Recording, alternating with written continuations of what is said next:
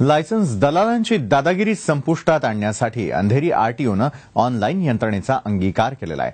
कॉम्प्युटराइज online पद्धतीमुळे अंधेरी आरटीओतील दलालांच्या साम्राज्याला हादरे बसले।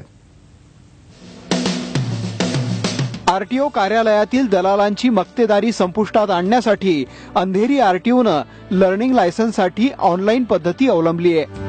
या पद्धतीनं गेल्या 2 महिन्यात सुमारे 45,000 लायसन्स धारकांना ऑनलाईन परीक्षा उत्तीर्ण होताना कोणतीही चिरीमिरी न घेता लर्निंग लायसन्स दिलंय।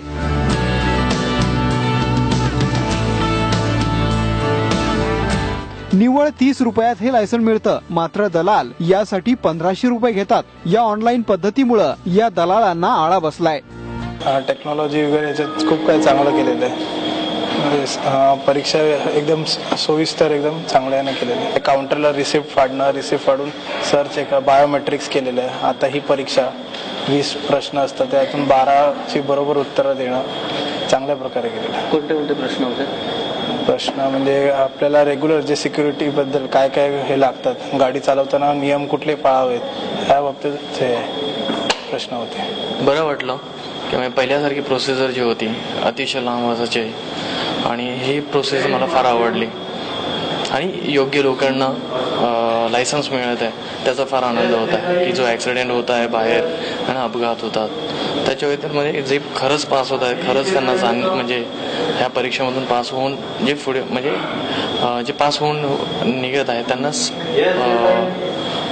लायसन्स मिळत आहे।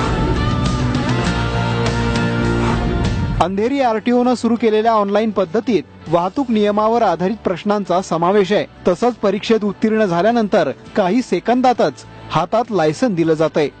लोकांना या ठिकाणी लायसन्सची आवश्यकता असल्यामुळं येणारे जे उमेदवार आहेत या उमेदवारांना टोकन देण्यासाठी सुद्धा रांग तयार होते आणि म्हणून ती जी टोकन घेण्यासाठी सकाळी लोकांना या ठिकाणी यावं लागतं, त्याच्याऐवजी जर ऑनलाईन अपॉइंटमेंट जर सुरू केलं तर लोकांना जी एक तेवढीच या सिस्टममध्ये थोडीसा लोकांना एफर्ट्स घ्यावं लागतं, ते सिस्टम सुद्धा बंद होईल आणि म्हणून हे सुद्धा परिवहन आयुक्त स्तरावर हा प्रस्ताव सादर केलेला आहे आणि फार लवकरच त्याला मंजुरी मिळणार आहे। या पद्धतीचं सर्वांनीच स्वागत केलंय। ही ऑनलाईन पद्धती राज्यभर अवलंबली जावी अशी मागणी केली जातीये। ही ऑनलाईन पद्धत सुरू झाल्यास प्रशासनाला याचा भरगच्च नफा होणार आहे। शिवाय एजंटांना आळा बसून भ्रष्टाचार थांबण्यासही मदत होईल।